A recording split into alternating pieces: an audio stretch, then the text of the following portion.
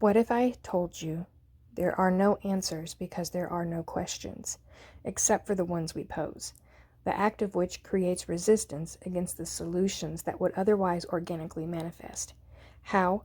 Because to ask how or why is to assert it won't or can't unless X, Y, Z is a factor, implying that X, Y, or Z won't manifest unless forced, essentially creating scarcity or an unlikelihood.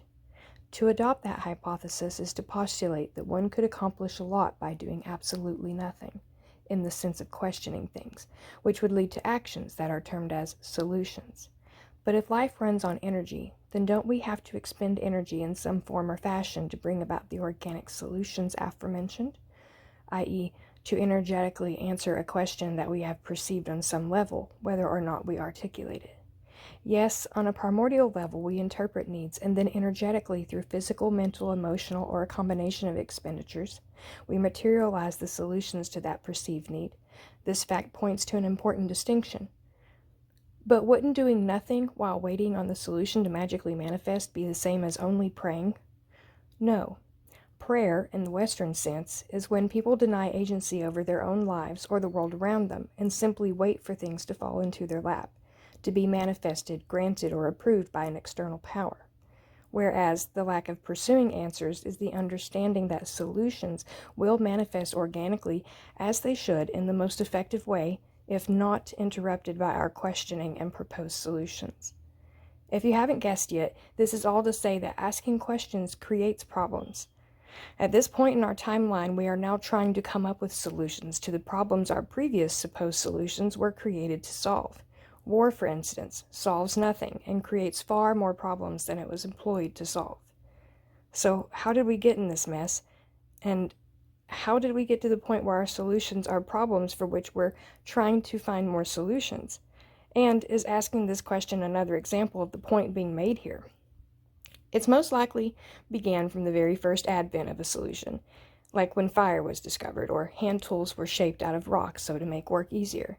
From there, our neurological pathways began firing, reshaping. Most likely, dopamine and serotonin were released in gratification of achievement or follow-through / reaching the goal at hand. This adaptation is by no other mechanism but chemistry and the science of the body and brain. Man got impatient and overly excited about its new reasoning skills that emerged in adaptation to its changing environment. Our ancestors' world changed with each new advent of a solution, i.e. fire, the hand tool, and then our neurological pathways changed and we began questioning and asking more, simply because we discovered we could think in complex terms. Over the centuries and millennia, that complexity has led us into an overly complicated life that's now commodified. There now exists a convenience / compensation class / solution-based system in which problems are fabricated in order to create a solution, to sell for profit. We've convoluted things to the point where our solutions are problems, and we're perpetually seeking more solutions to solve those problems. Kind of like a prescription medication commercial, and how they all seem to say it will help with a particular illness, but it could cause anything from discomfort to death. That's the world we've built, in a nutshell.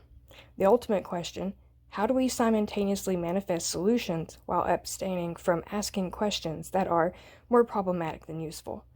It's a matter of realizing and accepting the trajectory we face if we don't cycle back around and account for our mistakes, then restart the path with that knowledge under our belts. How do we manifest or materialize a better world is a question ironically answered by all that's been said here. The answer?